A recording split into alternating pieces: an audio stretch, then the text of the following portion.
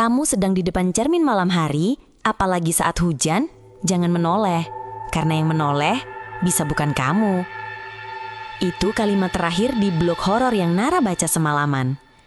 Ia menutup laptopnya dan tersenyum tipis. Cerita orang aneh? Masa iya cermin bisa narik orang? Gumamnya pelan. Hari itu langit cerah saat Nara resmi pindah ke rumah kos barunya di sebuah gang kecil di daerah Bandung Atas. Kos tua bergaya kolonial itu berdiri megah meski terlihat agak kusam. Atapnya tinggi, jendelanya lebar, dan halaman belakangnya dipenuhi pepohonan tua. Bu Rini pemilik kos menyambut ramah. "Kamar kamu paling pojok sayang, dulu dipakai anak yang pintar. Sayang dia pindah mendadak," katanya sambil menyerahkan kunci kuningan. Saat masuk kamar, suasananya sejuk dan agak redup, tapi cukup nyaman. Kasur sudah rapi, lemari tua berdiri di sudut, dan di dinding menghadap jendela, sebuah cermin besar berbingkai kayu ukir tertutup kain putih lusuh.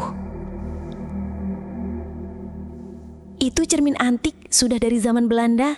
Biarkan saja tertutup ya," kata Bu Rini tiba-tiba, seolah tahu Nara sedang menatapnya.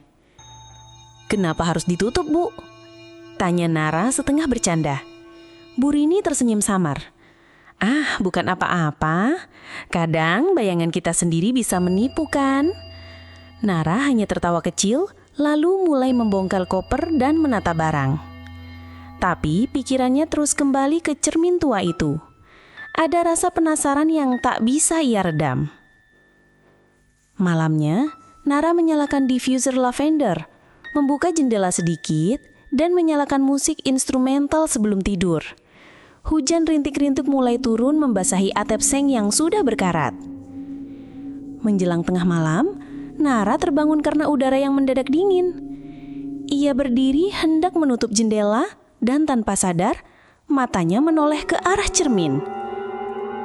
Kain putih penutup cermin itu jatuh ke lantai.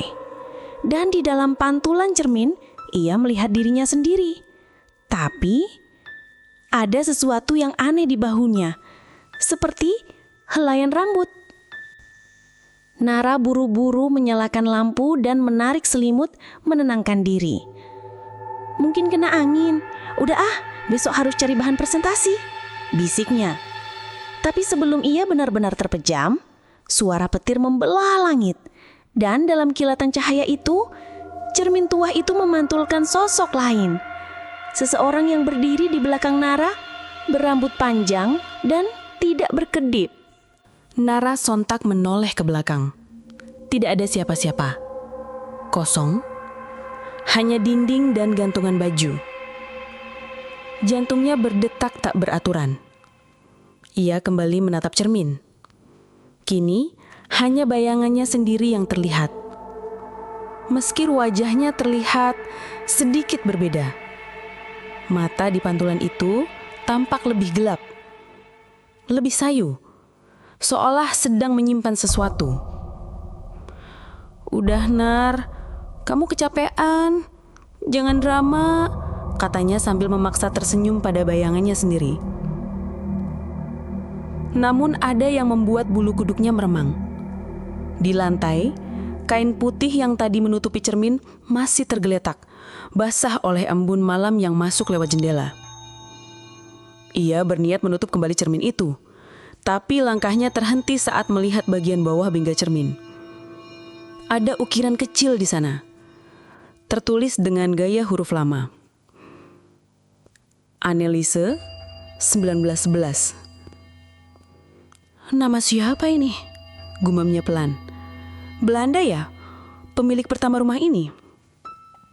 Malam itu ia tidur dengan lampu menyala. Keesokan harinya, Nara sarapan di ruang makan kos.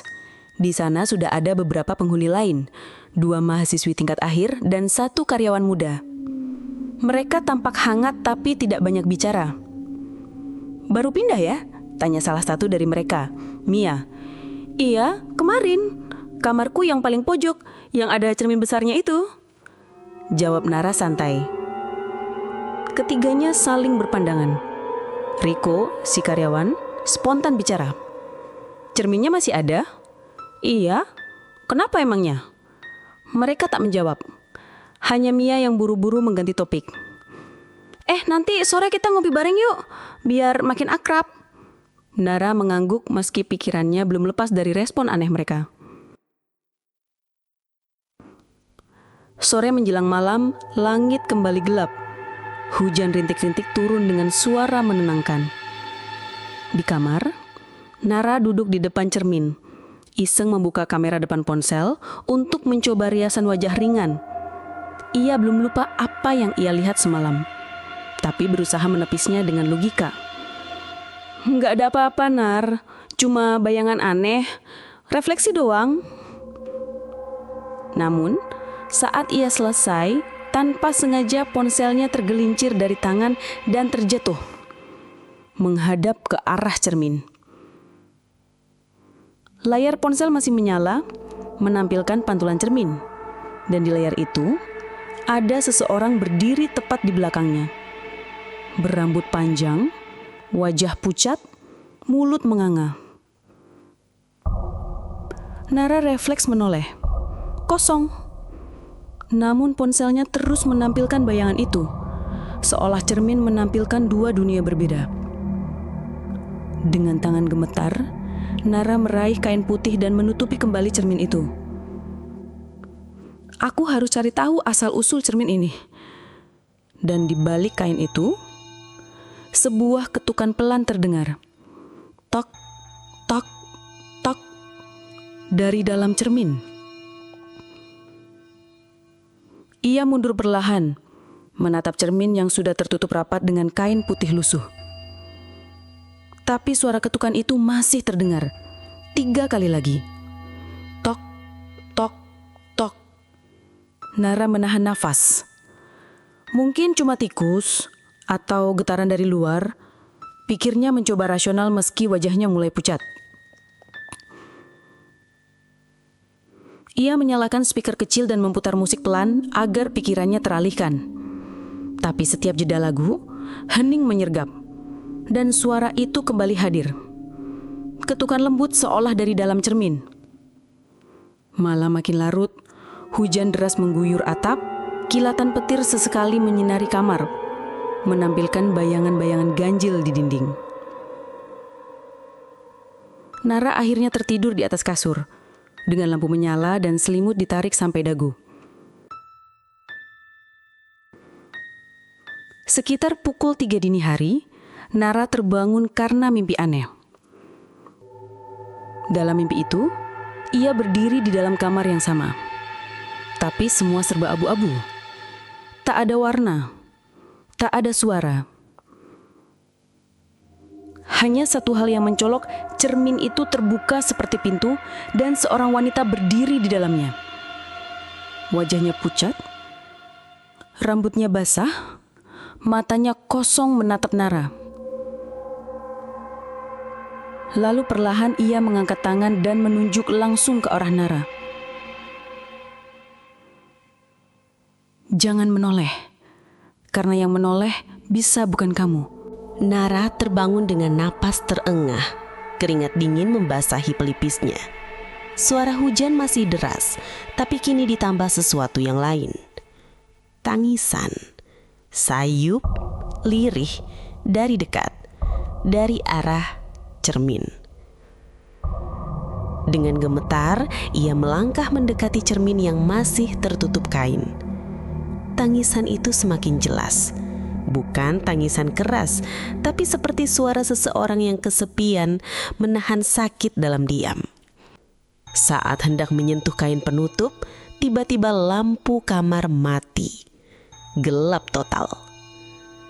Petir menyambar menerangi ruangan sesaat. Dan dalam kilatan itu, cermin menyala sendiri. Cahaya lembut memancar dari balik kain, seolah ada sesuatu yang hidup di dalamnya. Nara melangkah mundur. Detik berikutnya, suara itu berubah, bukan lagi tangis, tapi tawa lirih. Lembut, panjang, dan menggema. Besok aku harus bicara dengan Bu Rini, bisiknya dengan suara gemetar. Di luar hujan masih turun, tapi di dalam kamar itu ketakutan telah masuk lebih dulu. Pagi harinya, Nara terbangun dengan tubuh lemas dan kepala berat. Ia seperti tak benar-benar tidur semalam. Matanya sembab dan perasaan aneh masih menggelayut di dadanya. Namun ada satu hal yang langsung membuatnya tercekat saat bangun. Ada helaian rambut panjang bukan miliknya menempel di bantal. Rambut itu hitam, lurus dan sangat panjang. Panjangnya hampir sejengkal lebih panjang dari rambut Nara. Ia memegangnya dengan tangan gemetar, menatap sekeliling kamar. Tidak ada siapa-siapa. Cermin masih tertutup kain, tapi kini kain itu basah, seolah ada embun dari dalamnya. Nara memutuskan menemui Bu Rini di dapur yang sedang menyeduh teh. Aroma kayu manis dan jahe memenuhi udara. "Bu Rini, saya boleh tanya sesuatu nggak?" "Boleh sayang, soal apa?" Nara ragu sejenak lalu bertanya pelan. "Cermin di kamar saya itu kenapa ditutup, Bu? Dulu pernah ada yang lihat sesuatu ya?" Wajah Bu Rini berubah, senyumnya hilang. Ia duduk perlahan dan menatap Nara dalam-dalam. Cermin itu sudah lama, lebih tua dari rumah ini. Dulu pemilik rumah pertama punya anak perempuan, namanya Annelies. Dia suka berdandan di depan cermin itu. Tapi setelah tunangannya pergi ke negeri asalnya dan tak pernah kembali, Annelies berubah. Ia jarang bicara, sering melamun di depan cermin. Sampai suatu malam hujan deras turun dan ia tidak pernah terlihat lagi. Nara menelan ludah. "Hilang, Bu." "Iya, tidak pernah ditemukan. Tapi beberapa orang bilang dia tidak pernah benar-benar pergi. Cerminnya menyimpan kenangannya." Malam itu Nara mencoba tenang. Ia kembali ke kamar, menyalakan diffuser dan menyalakan ayat-ayat pelindung dari ponselnya. Namun saat ia sedang menulis catatan kuliah di meja, tiba-tiba angin bertiup lewat jendela. Kain penutup cermin terangkat sedikit. Nara bangkit untuk menurunkannya kembali, tapi saat berdiri di depan cermin, ia terdiam. Di pantulan itu, bahunya terlihat seperti disentuh oleh sesuatu. Ujung rambut panjang menyentuh tepat di sisi kiri lehernya. Padahal di dunia nyata tidak ada apapun di sana.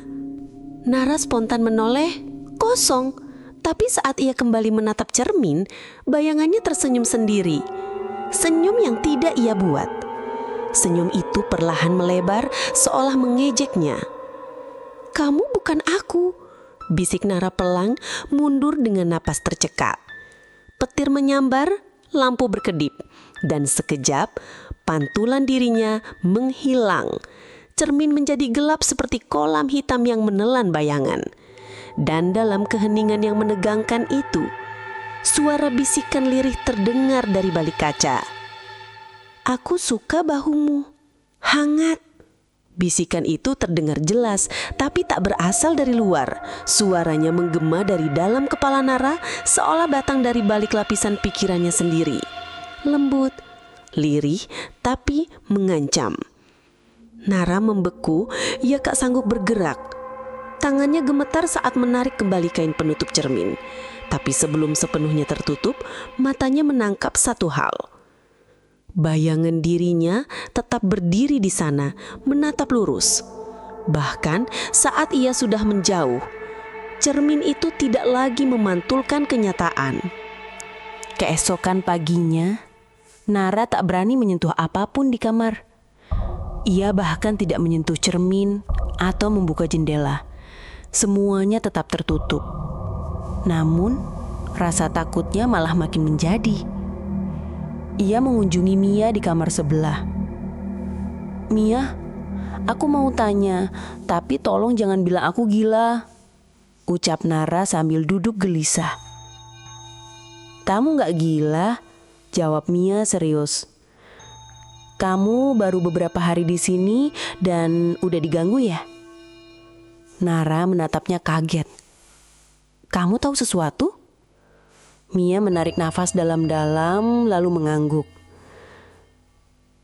Cermin di kamarmu dulunya bukan di kamar itu.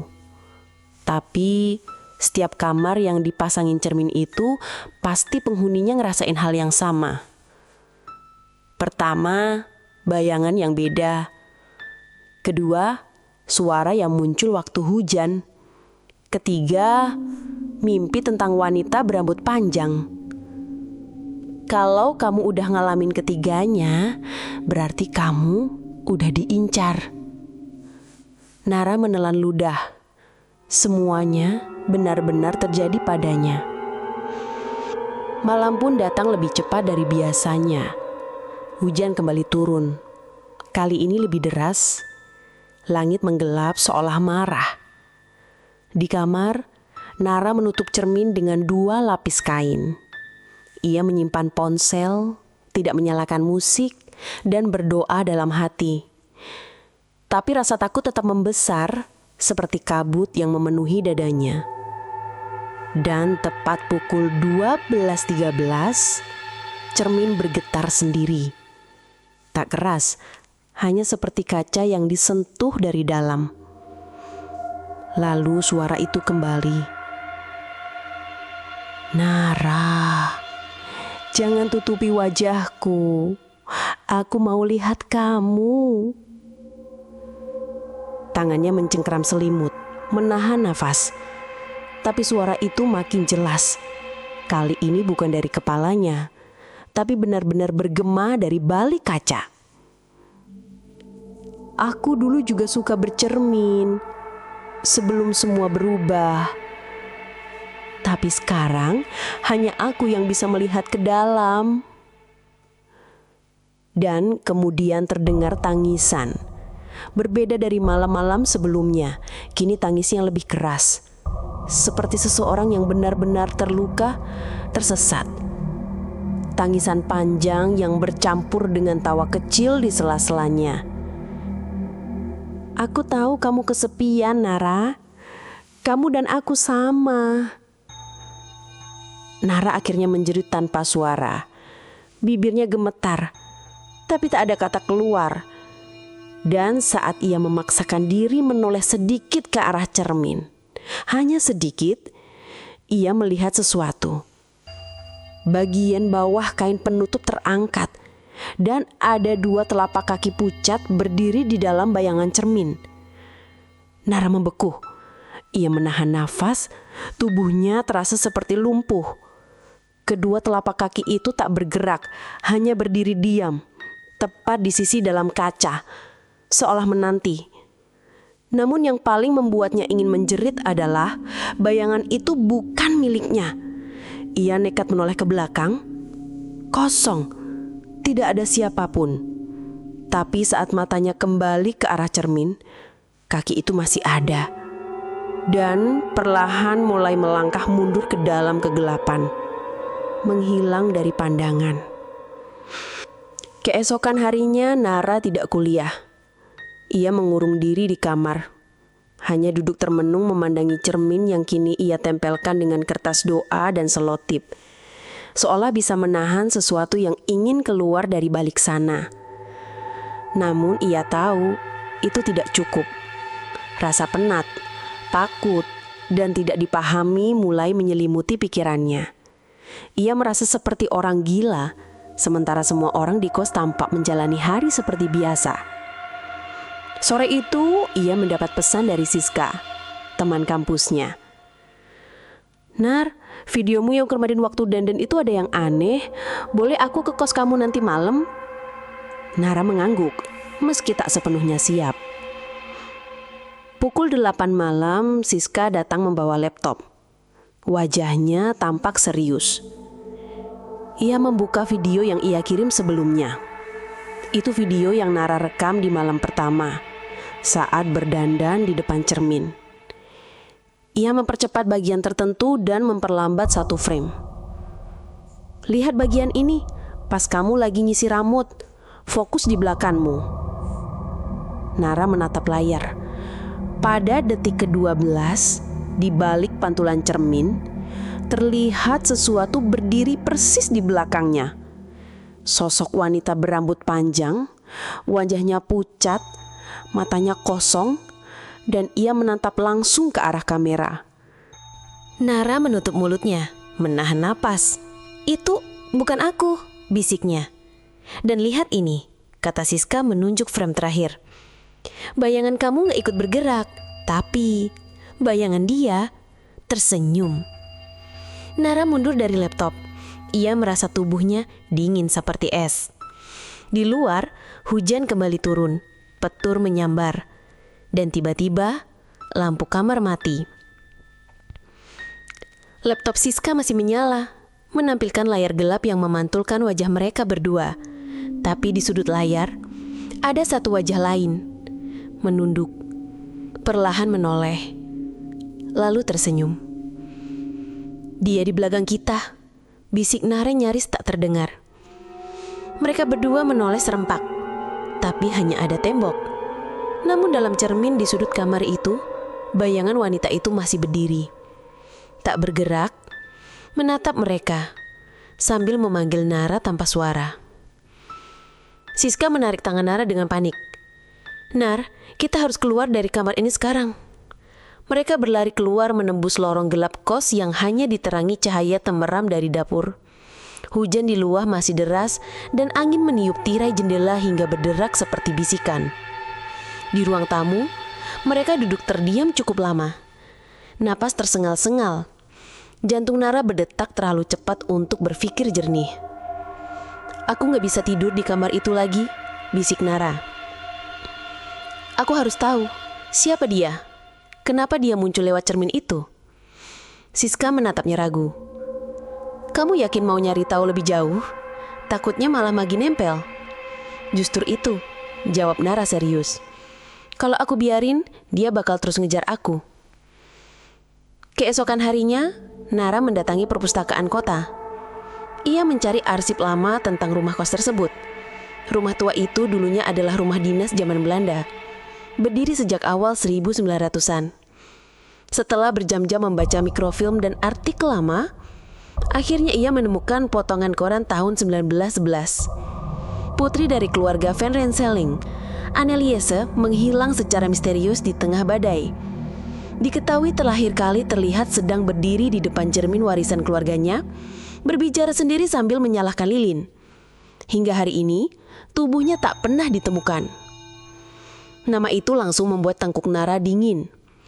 Anneliese, nama yang terukir di bingkai cermin kamarnya. Nara kembali ke kos dengan pikiran kalut. Saat membuka pintu kamar, segalanya terlihat seperti biasa, kecuali satu hal. Kain penutup cermin terlipat rapi di lantai, seolah ada yang melepaskannya dengan sengaja. Dan kali ini, cermin itu tak lagi diam. Dalam pantulannya, kamar Nara terlihat berbeda. Langit-langitnya lebih tinggi, cat dindingnya pudar, tirai jendelanya usang. Itu bukan kamar yang sama, itu masa lalu, zaman Anneliese.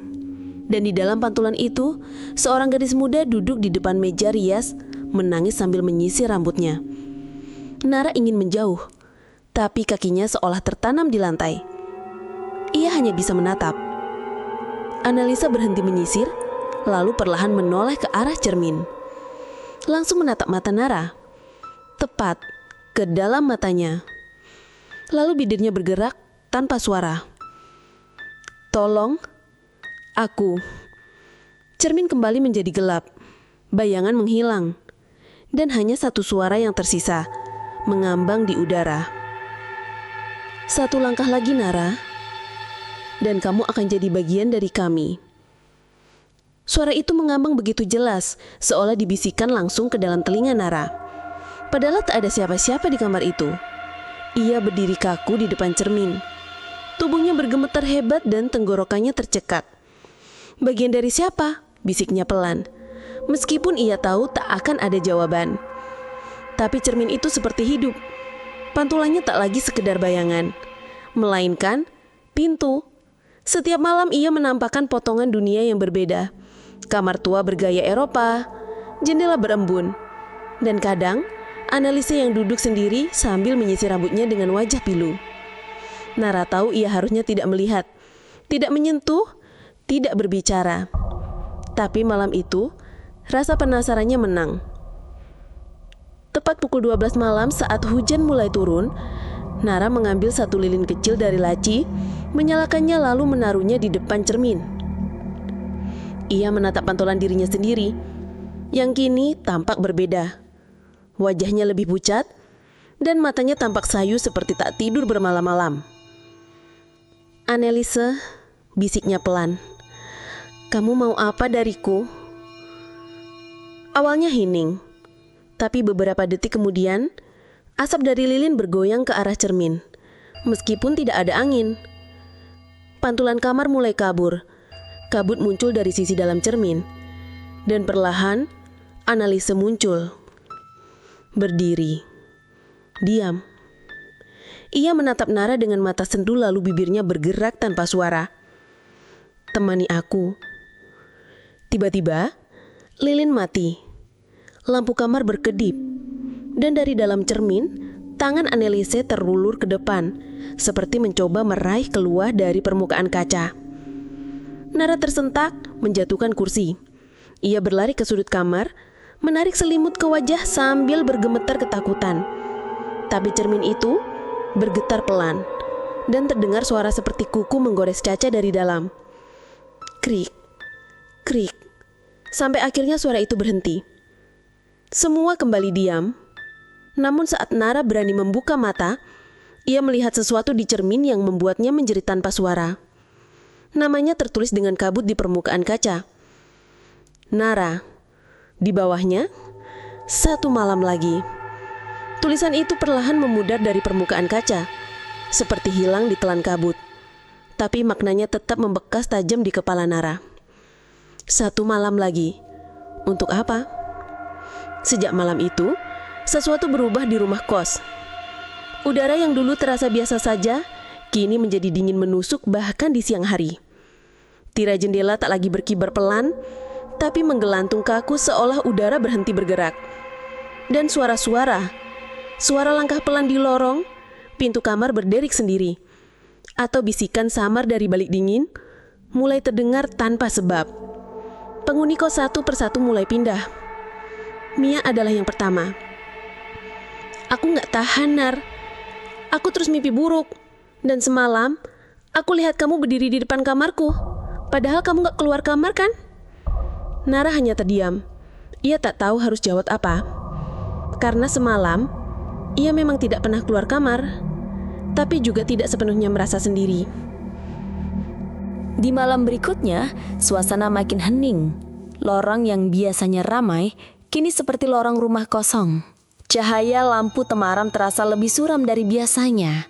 Dan setiap langkah Nara terasa seperti diikuti oleh sesuatu yang tak terlihat. Di kamar, cermin itu kini tak pernah benar-benar diam.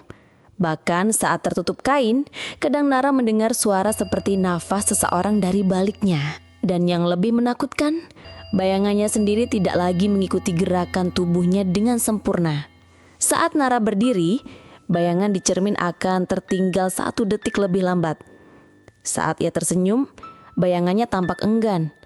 Dan kadang saat ia diam, bayangannya berkedip 2 kali. Padahal matanya sendiri tidak. Nara mencoba menghubungi Bu Rini, tapi pemilik kos itu tak lagi terlihat sejak 2 hari terakhir. Kamarnya kosong, pintunya terkunci. Tak ada suara dari dalam. Tak ada jawaban. Siska yang biasanya aktif di grup chat juga menghilang. Pesan-pesan Nara tak dibaca. Dan rumah kos itu terasa seperti perlahan-lahan menelan semua yang ada di dalamnya. Puncaknya terjadi saat Nara menatap cermin dan melihat sesuatu yang tak bisa ia abaikan. Pantulan kamarnya kini tidak lagi miliknya. Perabotannya berubah, warna dindingnya memudar, langit-langit tinggi. Itu kamar Anneliese. Dan di sudut ruangan cermin itu ada 1 bayangan berdiri. Perempuan, rambut panjang, wajahnya buram. Ia menatap lurus ke arah Nara, lalu perlahan mengangkat jari telunjuk, menunjuk langsung ke dada Nara. "Kamu yang selanjutnya." Itulah bisikan tanpa suara yang Anneliese ucapkan dari dalam cermin, sambil menunjuk tepat ke dada Nara. Nara terduduk lemas. Ia menatap cermin itu dengan mata yang membelalak penuh ketakutan.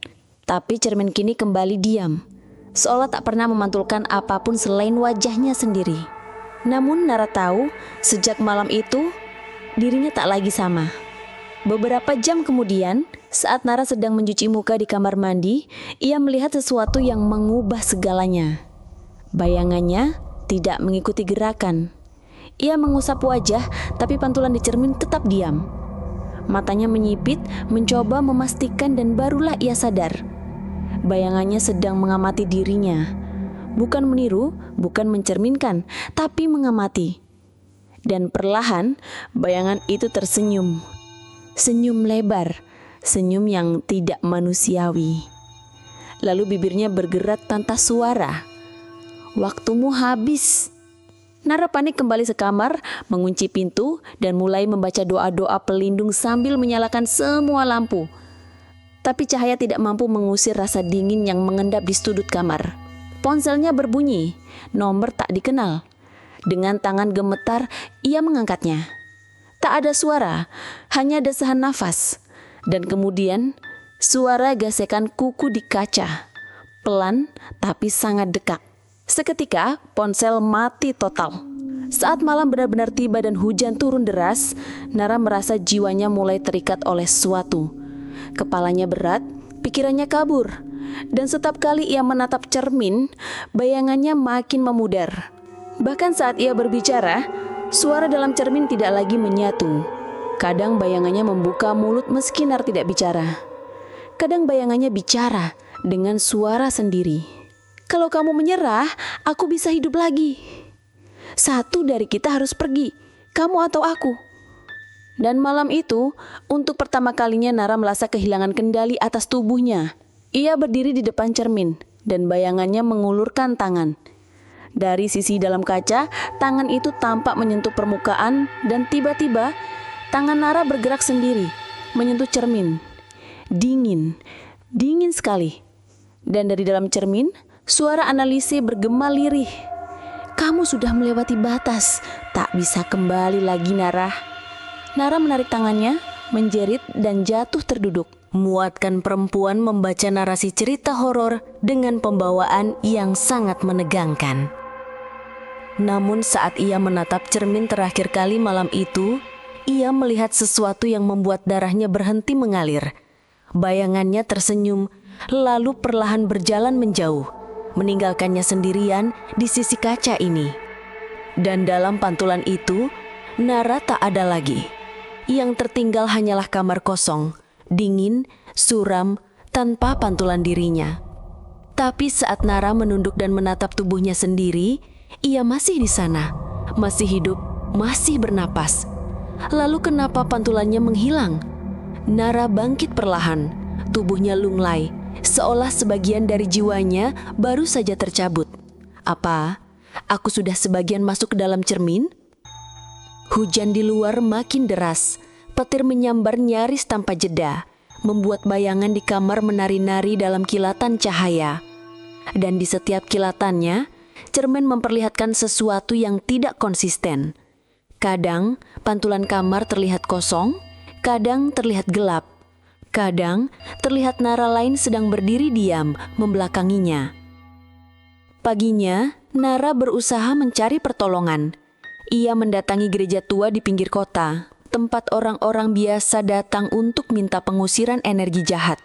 Seorang pastor tua mendengarkan kisahnya dengan penuh perhatian, lalu berkata, "Kau sudah membuka jalur, Nak. Cermin itu bukan sekedar benda tua, ia adalah gerbang, dan gerbang itu sekarang sedang terbuka.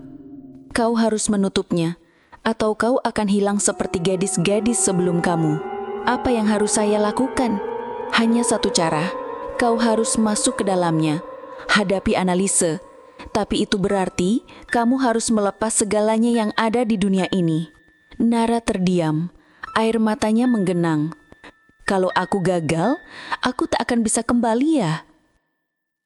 Sang pastor menatapnya dalam-dalam. Tidak, dan dia akan memakai tubuhmu untuk selamanya. Malam itu, Nara kembali ke kamar. Kos sudah benar-benar sepi. Tak ada suara, tak ada cahaya selain dari kamarnya sendiri. Dan di tengah keheningan, cermin itu berdiri lebih terang dari biasanya, seolah sudah menunggu. Ia menyalakan lilin, duduk di depan cermin, dan menatap bayangan kosong itu. Aku gak tahu siapa kamu, Anneliese, tapi aku bukan milikmu. Kalau harus melawanmu dari dalam, aku siap. Dan saat lilin menyala penuh, cermin mulai bergetar. Kabut merambat dari dalam kaca, dan sebuah pintu samar muncul di permukaannya. Bentuknya bundar dengan bingkai kayu tua, dan dari dalam terdengar suara isakan. Masuklah kalau kamu yakin, atau tetap di sini dan biarkan aku yang keluar. Nara berdiri, mata berkaca-kaca, nafas tak beraturan, tapi langkahnya pasti.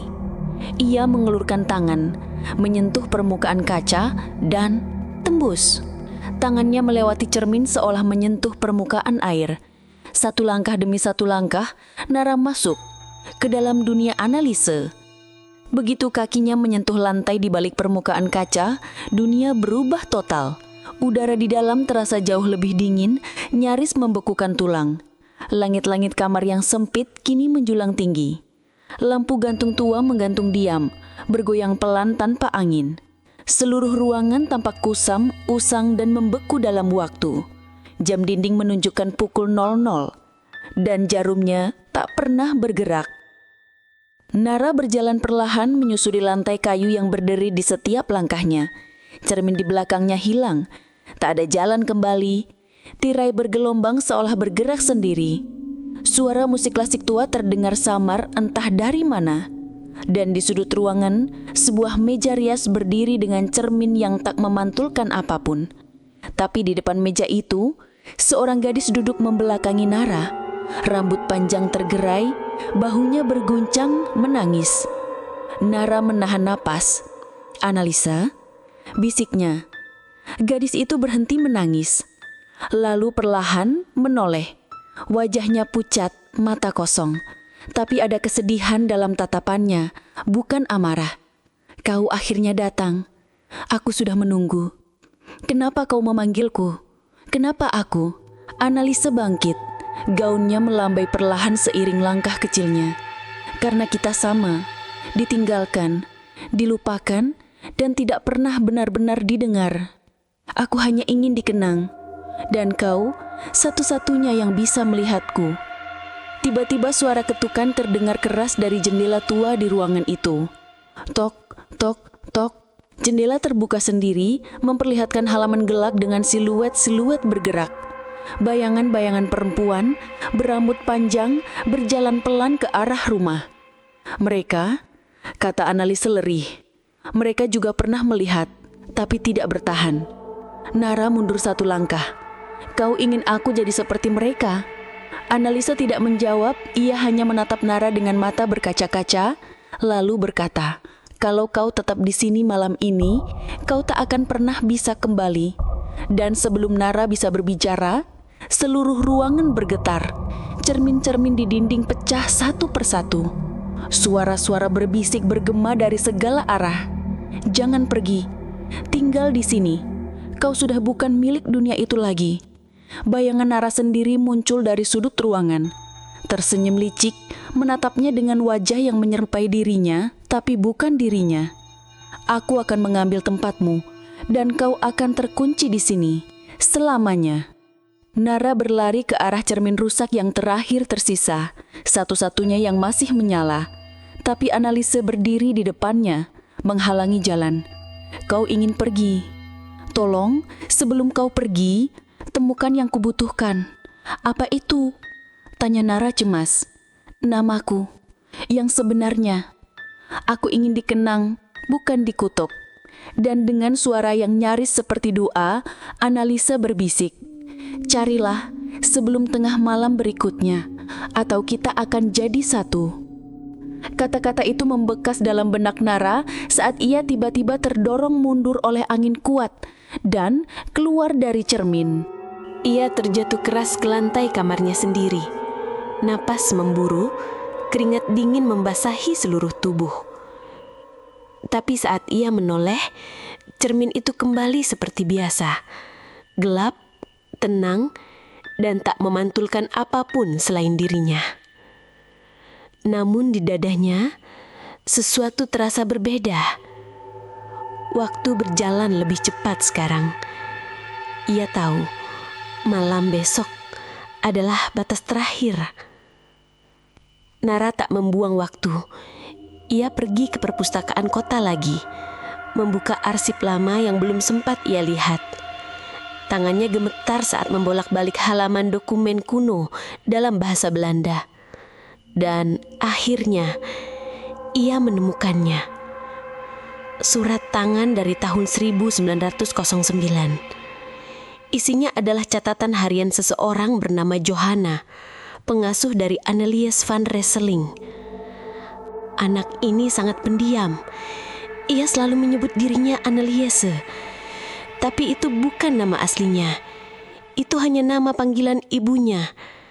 Nama baptisnya berbeda. Hanya aku dan sang ibu yang tahu. Nara menelusuri lembaran lain hingga akhirnya menemukan daftar pembaptisan kuno. Dan di sana tertulis satu nama yang membuat bulu kuduknya merinding. Anna Clara Renseling. Lahir 7 Februari 1892. Bukan Anneliese, tapi Anna Clara. Malam itu, tepat pukul 11.45, Nara kembali berdiri di depan cermin. Tangannya menggenggam secari kertas bertuliskan nama itu. Anna Clara. Bisiknya pelan. Itu nama aslimu kan? Cermin mulai berembun. Kabut kembali merayap di permukaannya. Dan di balik kabut itu, wajah Annelies muncul. Kali ini tidak menakutkan. Ia menangis. Kau menemukannya. Setelah lebih dari 100 tahun, seseorang akhirnya memanggilku dengan namaku sendiri. Namun sebelum Nara sempat tersenyum lega, pantulan dirinya di cermin tiba-tiba berubah. Bayangan Nara di cermin itu berteriak, tanpa suara, memukul-mukul dari sisi dalam kaca. Itu jiwa Nara sendiri yang masih tertinggal di sana. Dan sosok Nara palsu itu yang tadi muncul di dunia cermin berdiri tepat di belakang tubuh Nara di dunia nyata. Ia tersenyum, mengangkat tangan dan menyentuh pundak Nara. Terlambat, aku sudah di sini. Dalam sepersekian detik, Nara merasakan tubuhnya berat, pikirannya terbelah, seperti ditarik dari dua arah. Dunia cermin memanggilnya kembali, tapi nama Anna Clara bersinar samar di udara, bergetar kuat. Nara menggenggam secari kertas itu erat-erat, lalu berteriak, Anna Clara, kau bukan kutukan, kau hanya ingin dikenang dengan benar. Dan tiba-tiba saja, cermin itu bersinar terang. Sosok Annelies melangkah maju.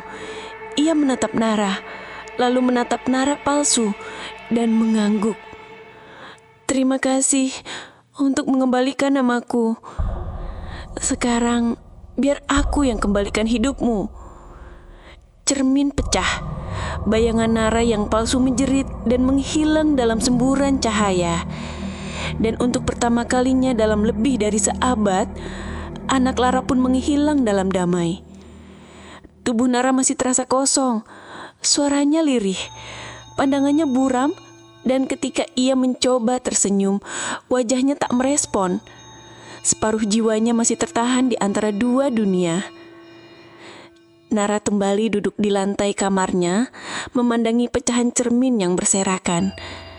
Di antara retakan kaca itu, ia masih bisa melihat pantulan samar wajahnya.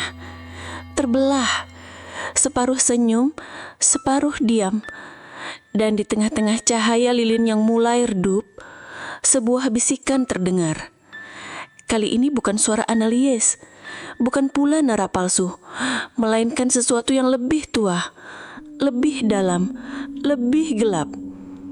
Gerbang sudah dibuka, tapi belum ditutup. Seseorang harus tetap tinggal agar yang lain bisa kembali utuh. Nara mengeleng-eleng. Tidak, aku sudah menemukan namanya. Aku sudah membantu dia pergi. Tapi kau belum menyelamatkan dirimu sendiri. Tiba-tiba, dari balik pecahan kaca, bayangan dirinya sendiri muncul lagi. Kali ini bukan untuk menakut-nakuti, melainkan menawarkan pilihan. Jika kau ingin seluruh jiwamu kembali, kau harus masuk sekali lagi. Kali ini bukan untuk mencari, tapi untuk meninggalkan. Apa yang harus ku tinggalkan? Tanya Nara pelan. Rasa takutmu, luka-lukamu, bagian dari dirimu yang selama ini tak kau akui. Nara perlahan mengambil salah satu pecahan kaca terbesar. Ia menatap ke dalamnya dan melihat seluruh rasa sakitnya. Kehilangan, kesendirian, kesepian yang ia sembunyikan sejak kecil.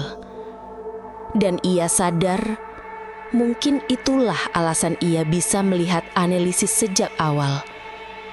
Karena mereka serupa.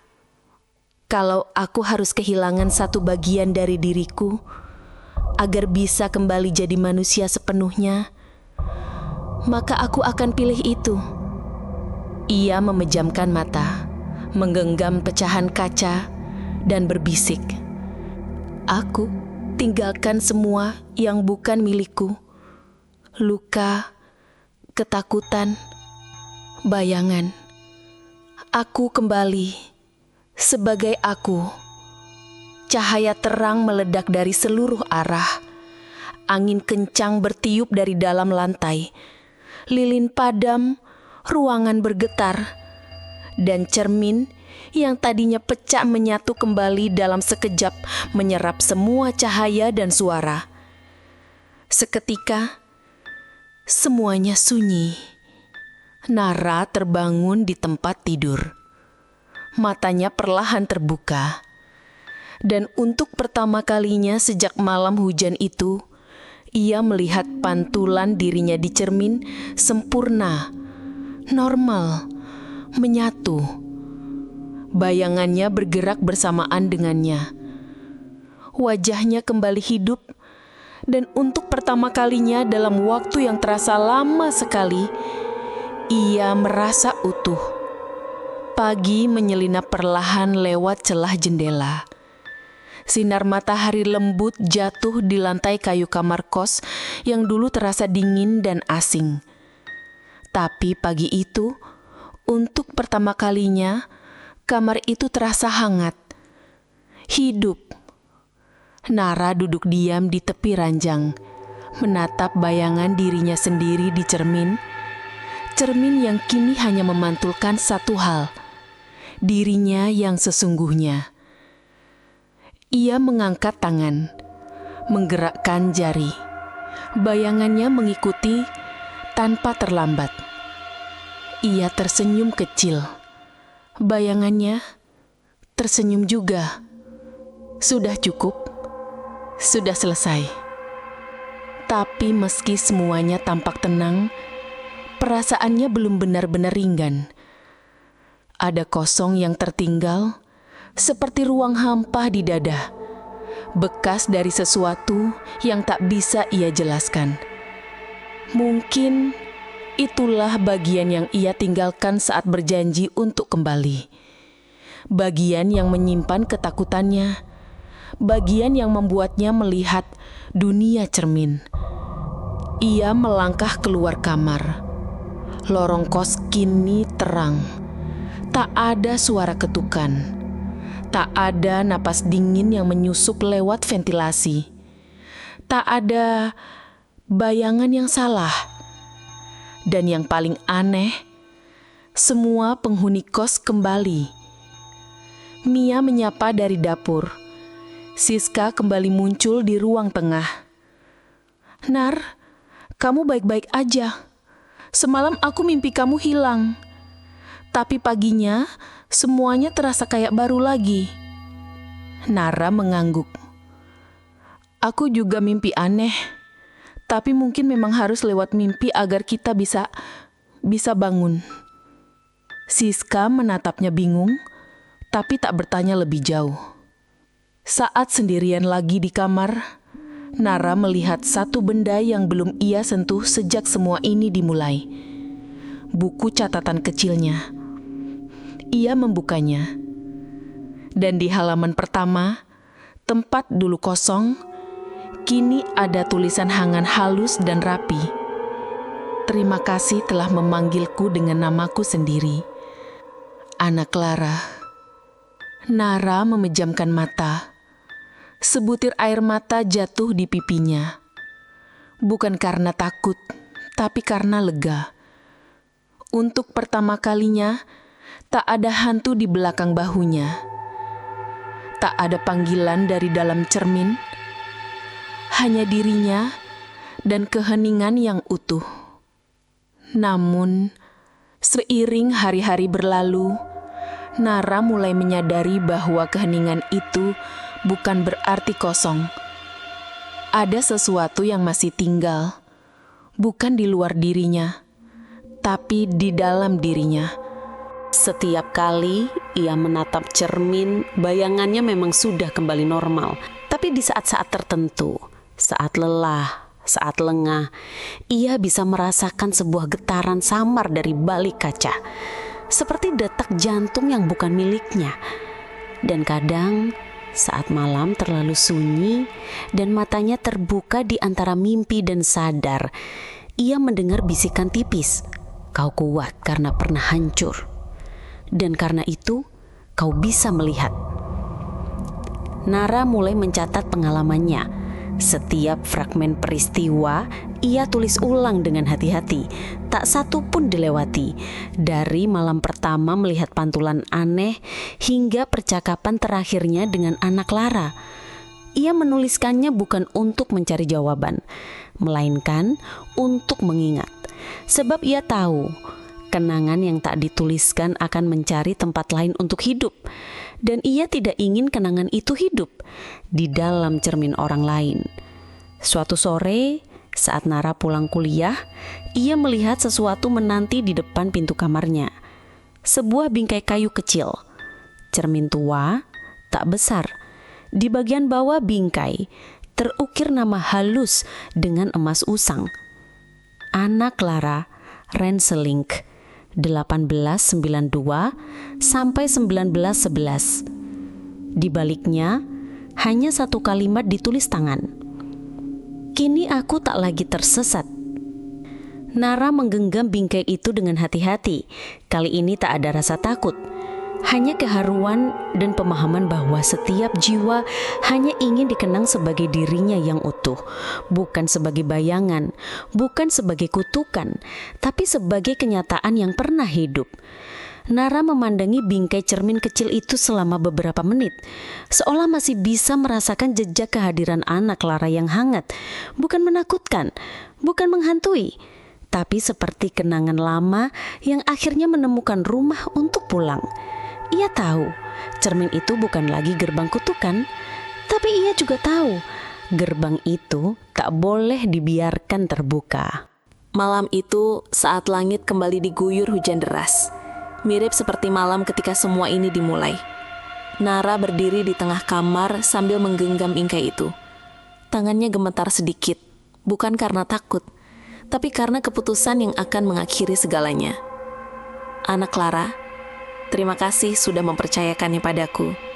Tapi ini bukan tempatmu lagi, dan bukan milikku juga." Ia membungkus cermin itu dengan kain putih bersih, lalu membawanya ke sebuah bukit kecil di pinggiran kota, tempat yang tenang dan dipenuhi bunga liar. Di sana, di bawah pohon tua yang rimbun, Nara menggali tanah dengan tangannya sendiri. Hening, hujan, tanpa suara, tanpa ritual. Hanya niat untuk menutup sesuatu yang telah terbuka terlalu lama. Dan saat tanah terakhir menutup bingkai kayu itu, Nara berdoa dalam hati. Biarlah ini menjadi akhir dari segalanya. Biarlah yang dulu menjadi bagian dari masa lalu. Dan biarlah yang hidup tidak terus-menerus dihantui oleh yang belum tenang. Ketika ia berdiri dan memandang langit yang mulai cerah, setetes cahaya matahari menembus awan, menyentuh daun-daun lalu menyinari tempat peristirahatan terakhir cermin itu. Dan dalam sekejap, Nara merasa sesuatu yang berat dalam dadanya pergi. Bukan diambil, tapi dilepaskan. Malamnya untuk pertama kalinya, Nara tidur tanpa mimpi, tanpa bisikan, tanpa bayangan di balik cermin. Dan saat ia terbangun esok paginya, hanya satu hal yang tersisa di dalam hatinya. Damai. Hari demi hari berlalu dan damai itu perlahan tumbuh menjadi kekuatan. Nara kembali menjalani rutinitasnya. Kuliah, menulis, sesekali nongkrong dengan teman. Hidupnya tampak biasa saja di mata orang lain. Tapi di balik senyumnya yang tenang, ada 1 tahun penuh ketenangan yang diperjuangkan dari dalam luka. Setahun setelah malam terakhir itu, Nara duduk sendirian di sebuah taman kecil dekat kampus. Di tangannya ada sebuah naskah tulisan tangan yang sudah ia jilid sendiri. Judulnya sederhana, Cermin yang Tak Pernah Jujur, oleh Nara S. Pramudita. Ia menatap halaman pertama naskah itu, dan di sudut atas ia menuliskan kalimat kecil dengan pensil. Untuk anak Clara, semoga tak ada lagi jiwa yang menunggu dipanggil dengan nama aslinya. Cerita itu bukan untuk sensasi, bukan untuk horor, tapi untuk mengenang dan memperingati. Sebab Nara tahu, yang belum disebut namanya akan terus mencari, dan yang sudah disebut akan pulang. Suatu hari seorang dosen muda membaca naskah itu dan berkata, "Ini fiksi." Nara hanya tersenyum, lebih mirip pengalaman pribadi. Sang dosen mengangguk pelan lalu berkata, "Kau punya sesuatu yang langka, Nara. Kemampuan untuk melihat luka yang tak kelihatan. Jangan berhenti menulis." Malamnya Nara berjalan melewati cermin besar di lorong kos. Cermin yang dulu selalu membuatnya gugup. Kini ia menatap pantulannya dengan tenang. Bayangannya bergerak bersamaan. Tak ada jeda, tak ada keanehan. Tapi sebelum ia melangkah pergi, ia sempat melihat satu titik cahaya kecil di pojok cermin, seperti kilau lembut. Lalu menghilang. Dan ia tahu, itu bukan kutukan. Bukan hantu, hanya ucapan terima kasih. Sejak malam itu, suasana kos berubah. Bukan secara ajaib, bukan pula tiba-tiba. Tapi ada sesuatu yang lebih hidup, lebih hangat. Lorong yang dulu sunyi kini sering terdengar suara tawa. Kamar-kamar yang dulu gelap kini terbuka lebar. Dindingnya dipenuhi stiker dan lampu-lampu kecil. Dan kamar Nara tak lagi terasa seperti tempat bertahan. Suatu malam, Siska mengetuk pintu kamar Nara. "Nar, aku mau tanya, boleh? Apa yang sebenarnya terjadi tahun lalu?" Nara menatapnya. Senyumnya pelan. Sesuatu yang akhirnya berakhir. Tapi kenapa kamar ini dulu begitu aneh? Karena ada yang menunggu di kenang. Dan butuh seseorang untuk mendengarkan. Siska tak paham sepenuhnya, tapi ia tahu Nara berbicara bukan tentang hantu, melainkan tentang luka yang dipendam, yang diam-diam tumbuh bila tak pernah diakui. Beberapa minggu kemudian, tulisan Nara diterbitkan secara daring. Judulnya diubah oleh editor menjadi lebih provokatif. Jangan main cermin tengah malam, apalagi saat hujan. Sebuah kisah nyata tentang sesuatu yang tak bisa dijelaskan, hanya bisa dirasakan.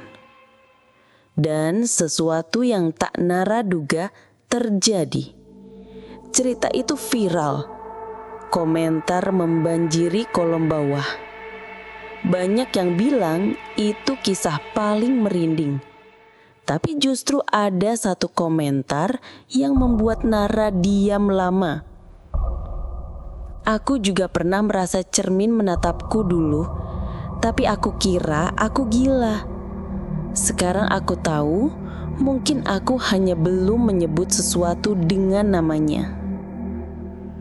Malam itu sebelum tidur, Nara menulis satu kalimat baru di buku catatannya.